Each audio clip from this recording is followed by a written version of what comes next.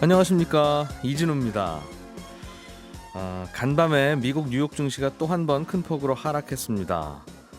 일단은 이유가 뭔가 하면 만기가 긴 장기 국채 금리가 장중에 다시 연 1.5%를 상향 돌파한 게 빌미가 됐는데요.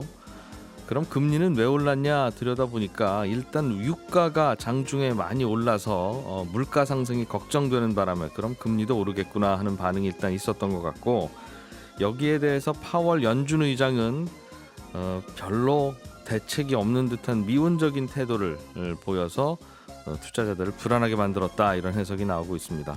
요즘 이렇게 금리가 주식시장을 움직이는 큰 변수가 되고 있는데 어떻게 될까요? 그동안 초저금리에 힘입어서 주가가 많이 올랐던 걸 다시 반납해야 되는 게 아닌지 이런저런 불안함이 계속 제기되고 있습니다. 오늘 금융시장 동향 시간에는 이 금리, 유가, 최근에 주식시장을 움직이는 여러 동인에 대해서 다시 한번 분석해 보도록 하겠습니다. 3월 5일 금요일 손에 잡히는 경제, 광고 듣고 바로 돌아오겠습니다. 네, 경제 뉴스 중요한 것들부터 먼저 살펴보겠습니다. 오늘은 어예진 경제전문기자, 어서 오세요. 안녕하세요. 주식을 살 때 네. 한 20년 전에는 저 기억나요. 10주씩 샀어요. 무슨 말이 기억 안 나죠? 20년 전에 투자를 이렇게 세대가 갈립니다. 미성년자였어요, 20년 전에. 그때는 그래서 한 주도 당연히 못 샀어요. 그랬던 시절이 있었는데 요즘엔 한 주씩은 사는데 네. 소수점 단위로 0.2주나 뭐 0.1주 이렇게 좀 사보자 하는 목소리도 있고, 증권사도 그렇게 쪼개 팔고 싶은가 봐요. 그렇습니다. 이게 얘기가 이제 막 나오고 있는데요. 어제 국회에서 국내 주식 소수점 거래와 관련해서 토론회가 있었는데 여기서 나온 얘기입니다. 예. 개인 투자자들의 우량주 접근성을 높여서 국민 소득으로 이어질 수 있게 소액으로도 투자가 가능해야 한다는 의견이 나왔는데요. 특히 젊은 세대나 자본이 적은 사람에게 재산 증식의 기회를 제공할 수 있다는 건데, 예. 지난해 주식 활동 계좌를 보면 20, 30대 비중이 절반이 넘습니다. 근데 이들이 대개 중소형주 저가주에 투자를 했는데 이번에 예. 주식시장 상승을 주도한 것이 고가 대형주여서 상대적으로 소외됐다는 거죠. 그래서 금융위원회도 이날 참석을 했거든요. 그래서 소수점 매매를 적극 검토하겠다는 입장을 밝혔습니다. 아직 거래와 관련해서 뭐 기술적으로 정부가 시스템을 만들어서 일반적인 제도로 흡수를 할지, 예. 아니면은 지금 일부에서 이루어지고 있는 해외 주식 소수점 매매에서 제도 개선을 더하는 방식으로 반영을 할지 고민 중이다, 이렇게 덧붙였습니다. 그 어떤 주식시장도 0.1주씩 사고 팔지는 않는데 네. 지금은 그래도 해외 주식은 일부 증권사에서 소수점 거래도 가능합니다. 네. 애플 주식 5,000원어치 저희가 팔게요, 알았어요 하는 데 있잖아요. 있죠. 그건 어떻게 하는 거예요, 그러면? 예를 들어서 내가 0.3주를 사고 싶다. 그러면은 증권사가 한 주를 매수를 합니다. 네. 그러면은 다른데 0.2주, 뭐 0.5주를 사고 싶은 투자자들이 있을 거 아니에요. 예. 그 사람들을 다 모아가지고 한 주를 산 다음에 배분을 합니다. 아니면 예. 내가 0.3주를 사고 싶으면 증권사가 0.7주를 보유하는 방식으로 이렇게 매매 접수를 받는데요. 중간에 총무 보는 친구가 있는 거군요. 네. 예. 근데 다만 이 소수점 거래가 가능한 종목이 좀 제한이 돼 있고요. 그다음에 실시간 거래가 안 됩니다. 그러니까 장이 열리기 전에 미리 거래 일평균 가격으로 매매 접수를 받아놓고 예. 주문한 소수점 단위 주식을 모아 처리를 하는 건데, 그래서 장이 시작된 이후에 급등락으로 인한 손해를 좀 보기도 하죠. 알겠어요. 그런데 지금은 그러면 국내 주식도 그렇게 하자. 네. 그리고 모든 증권사가 다 그렇게 할 수 있도록 하자. 중간에 증권사가 그렇게 중간에 총무를 안 봐줘도 우리가 바로 거래소에서 그렇게 할 수 있게 시스템도 바꾸자 하는 목소리군요. 네, 그렇습니다. 이게 지금 증권사 일부 2곳 정도가 규제 특례 사업으로 이 해외 주식 소수점 거래가 가능한데 이거를 네. 한번 법제화를 아예 시켜서 해보자, 이런 얘기가 나오고 있는데요. 사실 이게 허용한다 해서 바로 되는 게 아닌 게요. 개선할 부분이 생각보다 많습니다. 금융위가 작년 8월부터 사실 검토해보겠다 해놓고 지금까지 끌어온 이유기도 한데, 예. 대표적으로 좀 몇 가지만 말씀을 드리면, 일단 거래와 예탁 기반 시스템을 고쳐야 됩니다. 현재 1주 단위 이하는 거래 처리 자체가 불가능하거든요. 그래서 예탁자 명단에도 못 올라갑니다. 그 주주명부에 0.2주면 못 올린다는 거죠. 그렇죠. 이 못 올린다는 게 또 무슨 뜻이냐면, 뭐 나중에 주식 분할을 하거나 배당을 하거나 뭐 유상증자를 할 때 주주 권리에서 제외가 된다는 거죠. 그러니까 의결권을 또 소수점 주주에게 줘야 하나 그래서 이런 고민도 있는데요. 네. 그래서 뭐 금융당국이 투자 수단과 주주의 권한 기능을 좀 분리하는 방안도 검토 중이라고 전하긴 했는데요. 참고로 지금 미국은 일부 주식에 대해서 소수 단위가 거래 가능합니다. 근데 미국의 경우 이 의결권 부분을 어떻게 정리를 했나 하고 봤더니 일주에 대한 법적 소유권은 증권사가 행사를 합니다. 그러니까 주주 명부에 개인 투자자가 아니라 증권사 이름이 올라가는 거예요. 총무가 대신 사오는 거예요. 네. 총무 이름으로 주주 명부는 적어놓고 그렇죠. 이거 내 주식 아니라 이제 친구들이 반반씩 사자고 한 거니까 뒤에서 이제 나눠주는 거겠죠. 맞습니다. 대신에 보유 비율에 대한 배당 같은 수익권을 투자자가 갖는 방식입니다. 배당이야 받아서 그렇게 총무가 나눠주면 되니까 역시. 네, 의결권도 행사를 할 수가 있는데요. 뭐 증권사가 소수점 투자자들의 찬반 여부를 다 모아서 아유 힘들어. 찬성 2.5주, 반대 0.7주 이런 식으로 회사에 대리 행사를 해주는 겁니다. 증권사 입장에서는 괜히 귀찮기만 할 텐데 사실 귀찮기만 할 수는 있는데 이거 뭐 수수료를 좀 더 받습니까? 그렇죠. 지금 일반 주식 투자를 하면 거의 수수료가 무료거나 네. 한 0.067 뭐 이 정도 되는데 지금 해외 주식 투자하고 소수점 투자하고 있는 경우에는 0.25%입니다. 예를 들어서 내가 어떤 주식을 10,000원어치 0.1주 사고 싶다 하면 수수료가 한 25원 나오겠죠. 원래 해외 주식이 좀 비싸기도 해서 네. 그래서 비쌀 수도 있는데 아무튼 이런 거 해주면서 또 서비스비를 받을 수도 있을 것 같고 네. 좀 젊은 주주들이 이런 거 좀 해달라고 할 가능성이 높으니까 네. 뭐 LG 생활건강 같은 주식은 150만 원 하니까 한 주에 이거 한 주 사기도 어렵잖아요. 그렇죠. 돈이 부족하면 그렇죠. 젊은 투자자들을 고객으로 좀 맡고 싶다라는 게 또 증권사들의 생각일 수도 있겠네요. 그렇죠. 사실 금융당국이 이렇게 얘기하는 거는 매매를 자주 해서 돈을 많이 버세요라는 의미보다는 뭐 장기적으로 이 재산이 될 수 있는 우량주를 차곡차곡 매수해 봐라, 예. 보유하기를 바란다 이런 의미가 아닐까 싶습니다. 야, 0.1주 있어도 주주면 주주총회 합니다 하면 주주들 막 수천 명, 수만 명 될 수도 있겠어요. 저희 그렇죠? 올림픽 공원 주주총회 때? 네 대여해야 될 수도 있습니다. 예. 이베이 코리아라고 하는 회사가 있어요. 우리나라 인터넷 쇼핑몰 중에 네, 뭐 옥션, G마켓 두 회사가 다 이 회사 소속이죠. 네, 매물로 나왔습니다.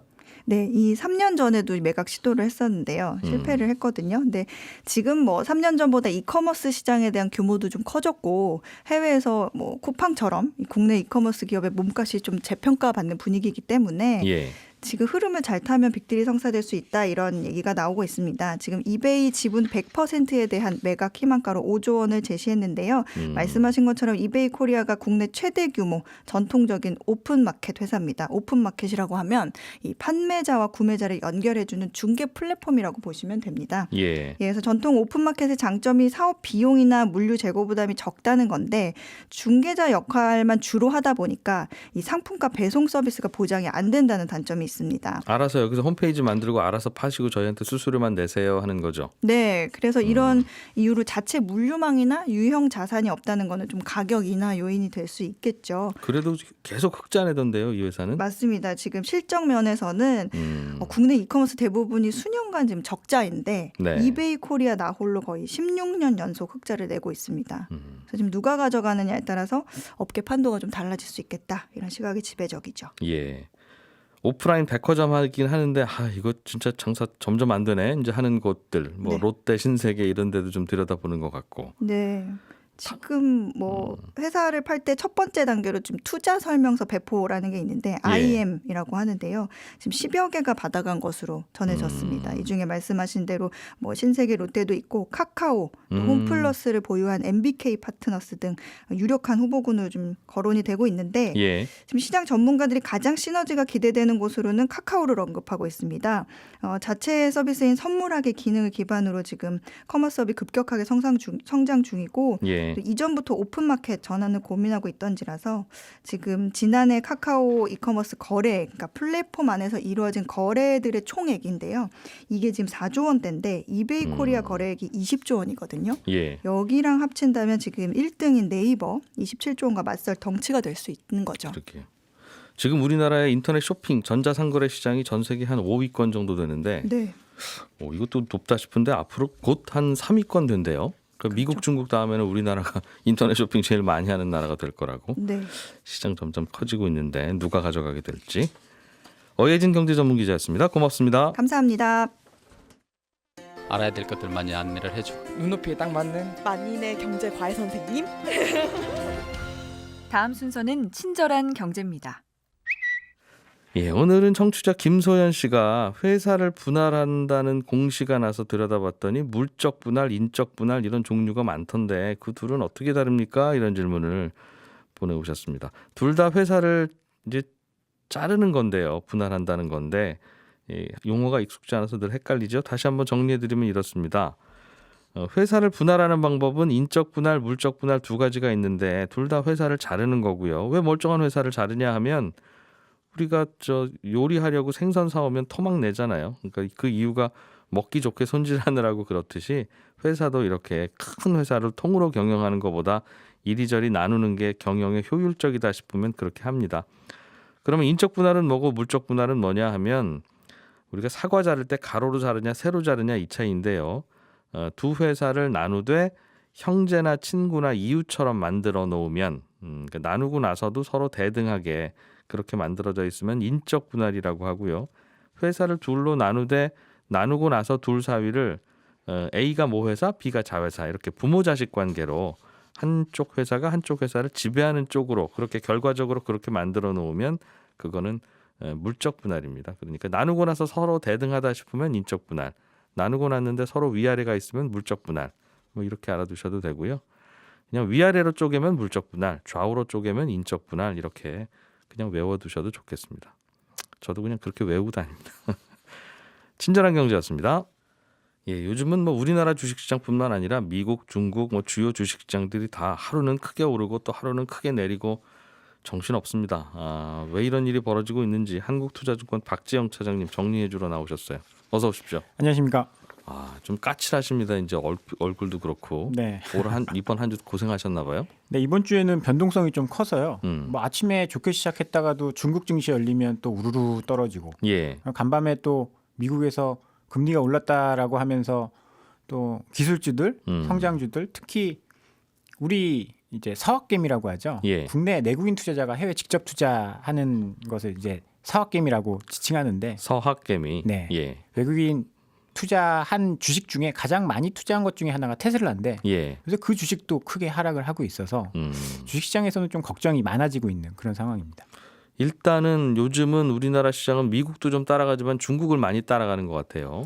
네, 중국에서 자꾸 긴축 이야기가 나오면서 뭐 걱정스러운 부분들이 있었는데 1월 달에 아마 여기 송경제에서도 소개를 해드렸는데 15금리, 그러니까 은행 간 단기로 대출해주는 은행 간 콜금리를 중국은 15금리라고 해요. 맞습니다. 그 영국은 런던의 L을 따서 리보금리라고 하고 15금리의 S는 상하이. 상하이 S가 15금리다. 맞습니다. 그런데 그 15금리가 급등했는데 예. 그게 뭐 설 명절을 앞두고 인민은행이 단기 채권을 회수를 했습니다. 그건 또 무슨 말이에요? 그거는 이제 시장에서 채권을 발행해주고 인민은행이 채권을 발행해주고 돈을 풀었다라는 이야기거든요. 예. 채권을 발행했다라는 거는. 그런데 그 발행했던 채권을 회수했다라는 거는 채권을 다시 시장에 주고 현금을 뺏어왔다라는 거죠. 그러니까 유동성을 회수했다라는 뜻입니다. 예. 근데 설 명절 앞두고 유동성 회수는 굉장히 치명적이거든요. 명절날 쓸 돈도 많은데. 예. 그런 현상들 때문에 15금리가 급등했었는데 어제도 약간 비슷한 움직임이 있었습니다. 인민은행이 한 100억 위안 정도 자금을 회수하면서 시중에서 회수하면서 또 15금리가 또 상승을 한 거죠.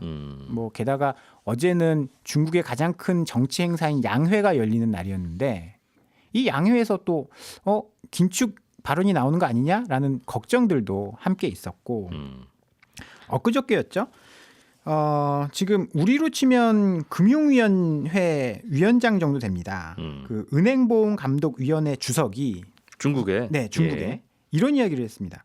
부동산에 버블이 꼈고 외국 금융자산에 버블이 좀 낀 것 같다. 외국 금융자산이면 뭐 미국 주식, 맞습니다. 뭐 중국 입장에서 보면 한국 주식. 맞습니다. 그리고 거기다가 중국이 코로나로 인해서 코로나에서 굉장히 빠른 회복을 했거든요. 그래서 경기가 좋아지면 외국계 자금이 중국 쪽으로 많이 유입될 겁니다. 네. 그런 자금들을 좀 경계해야 된다라는 발언을 하면서 그럼 외국 돈이 자꾸 들어오면 어떻게 되겠느냐? 이걸 생각을 해보면 시중의 유동성이 넘쳐나면서 버블이 생길 수 있다라는 이야기거든요. 그러면 예. 그쪽에서 할 수 있는 일은 긴축이 아닐까라는 우려가 생기면서 홍콩 증시가 굉장히 큰 폭으로 하락을 했거든요. 그러니까 중국도 그동안 많이 올랐는데 안 그래도 불안한 상황에서 중국 정부가 자꾸 이거 좀 거품입니다. 조심해야 됩니다. 이런 얘기 나오니까 시장 자체가 들썩들썩하는 그런 상황인가 봐요. 정리하자면. 네, 맞습니다. 그래서 지금은 미국 증시의 영향도 좀 받지만 예. 장중에 중국 증시, 홍콩 증시가 어떻게 되느냐에 따라서도 시장이 많이 반영을 하거든요. 참고로 중국 증시는 우리랑 이제 1시간 시차가 있고 9시 반부터라서 네. 10시 반에 이제 열리게 되는데 10시 반에 열리게 되는데 그 전후로 해서 주식 시장이 흔들리고 있어요. 그래서 요즘 아침에는 괜찮게 출발했다가 한 10시 정도 지나면 잠깐 회의 갔다 들어오면 시장이 왜 달라져 있지? 맞습니다. 그게 이제 10시 반에 중국 시장 시작해서 그 분위기 반영하다 보면 그렇게 되는 거예요? 네, 그렇습니다. 그래서 점심 먹으러 나올 때는 다들 이제 불안한 마음. 이거 점심 먹으러 가야 되나 계속 들여다보고 있어야 되나 하는 그런 걱정하시는 분들이 좀 있는 것 같아요. 네. 결국은 금리가 문제군요. 그러니까 그렇죠. 뭔가 시장을 조이려고 하면 금리가 먼저 튀어오르는 올라가는 그런 현상이 보이다 보니까 네. 금리를 지켜보고 있을 텐데 우리나라나 미국은 금리가 오르고 내릴 때는 일단 중앙은행이 기준금리를 조절하는데요. 네. 중국은 어떻게 조절됩니까? 중국도 2019년부터 기준금리를 대체할 수 있는 금리를 발표를 했습니다. 인민은행에서 대출 우대금리라는 LPR을 2019년부터 기준금리 대체하는 걸로 사용을 하고 있는데요. LPR이요? 네. 이게 론 프라임 레이트라고 해서 예.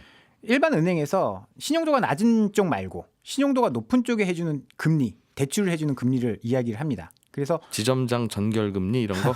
뭐 근데 그런 게 될 수 있겠죠. 예, 그런 게 될 수 예. 있겠죠. 그래서 신용도가 높은 쪽에 대출해주는 그러니까 안전한 이제 대출 자금 예. 이거를 이야기를 하는데 18개 인민은행이 정하는 18개 은행으로부터 대출 우대금리를 취합을 받습니다.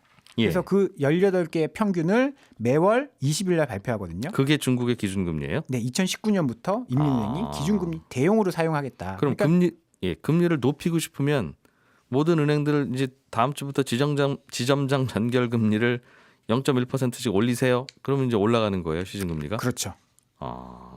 재밌네요. 아무튼 그렇게 정리한다. 금리는 네. 중국은 간밤에 미국에서도 금리가 꽤 많이 올랐어요.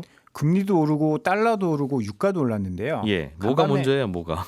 간밤에 이제 연준의 파월 의장이 이 월스트리트 저널과 인터뷰를 했습니다. 예, 그런데 우리가 기대했던 발언들이 나오지 않았죠. 연준은 지금 할 수 있는 것들이 몇 가지가 있는데 시장에서는 오퍼레이션 트위스트라든지 아니면 뭐 여러 번 언급이 나왔던 일드 커브 컨트롤이라든지 이런 것들을 기대를 하고 있었는데 그게 뭔지는 정확히 몰라도 됩니까? 뭐 영어라서. 일단은 장기 금리를 낮추는 방안이라고 보시면 됩니다. 시장 금리가 요즘 올라가는 게 걱정인데 네. 그거를 뭔가 연준이 직접 팔 걷어붙이고 나서서 내릴 수 있는 억누르는 게 방금 말씀하셨던 뭐 일드 커브 컨트롤이나 네. 오퍼레이션 트위스트나 그렇게 부르는 거예요. 네, 그런 건데 그런 이야기는 전혀 하지 않고 립 서비스만 계속 했다라는 거죠. 1월 FOMC와 마찬가지로. 예. 그래서 거기에 대한 이제 실망감으로 금리가 상승을 했고 인플레이션 걱정이 또 심한데 유가가 또 급등을 했습니다. 유가는 어젯밤에 또 왜 올랐습니까? 이제 4월 오펙 정례 회의라는 게 있습니다. 4월에 이제 산유량 어떻게 할 건지 정하는 예. 이제 중동 국가와 러시아 이런 국가들이 정하는 회의가 있는데 좀 요즘에 유가 좀 올라서 이제 산유량을 늘리려고 하는 것 같다는 예상이 있었죠. 그렇죠. 그랬는데 그러지 않았습니다. 사우디가 2월, 3월 자기 혼자만 100만 배럴 더 감산하겠다라고 발표를 해서 네. 4월에는 그거 감산했던 거 되돌리겠지라고 했는데 예상을 했는데 이게 틀어졌습니다. 다이어트 계속. 네, 다이어트 계속하겠다. 유가가 올라도. 그러다 보니까 유가가 급등했고요. 예. 그런 현상들이 나타나다 보니까 미국 금리는 미국 주식시장이 박살났고 대표적인 안전자산인 달러는 또 상승을 하게 됐습니다. 이게 굉장히 같이 움직이면 안 되는 자산들인데 동반 상승을 하면서 시장의 불안 심리는 조금 더 커지게 된 거죠. 잠깐만요. 그러니까 어젯밤에는 일단은 주식시장이 열려서 잘 진행되다가 갑자기 유가가 오르기 시작한 게 네. 1번이에요? 파월 발언이 1번이라고 봐야 될 것 같습니다. 일단 실망했어, 그죠? 네. 시장에서는 네. 별 선물을 안 주네. 네, 가져와야 될 걸 안 갖고 왔습니다. 그리고 2번은 유가가 오르는 바람에 그렇죠. 갑자기 오르니까 유가가 오르면 물가가 오르고 그렇죠. 물가가 오르면 또 금리 함께 금리가 올라가는. 오르는데 금리 오르는 게 요즘 주식시장은 마음에 안 드는 거예요. 맞습니다. 왜 그런다고 그랬죠? 금리가 올라가면 인플레이션이 발생하고 인플레이션이 발생하면 그걸 막을 수 있는 게 가장 강한 수단은 시장의 유동성을 줄이는 거. 예. 그리고 금리를 올리는 거. 이 두 가지인데 연준은 그걸 안 하겠다고 계속 이야기를 하는데 시장은 안 믿는 거죠. 아하. 금리 계속 올라가면 너희가 인플레이션 계속 발생하면 금리 안 올릴 수 있겠어? 라고 의심을 하기 시작을 한 겁니다. 금리가 올라가면 사람들이 주식 투자 안 하고 이제 다 금리 주는 은행 상품 같은 데 넣을까 봐. 맞습니다. 그런 이유 때문에 시장은 계속 안 좋다는 거네요. 지금 당장은 조금 좋을 만한 요인들이 많이 좀 사라진 것 오늘 주식시장도 일단 분위기는 별로 안 좋은 걸로. 같습니다. 네, 한국투자증권 박재영 차장이었습니다. 고맙습니다. 감사합니다. 예, 손에 잡히는 경제는 오늘 여기서 마무리하고요. 저는 또 주말에 8시 5분에 찾아오겠습니다. 이진우였습니다.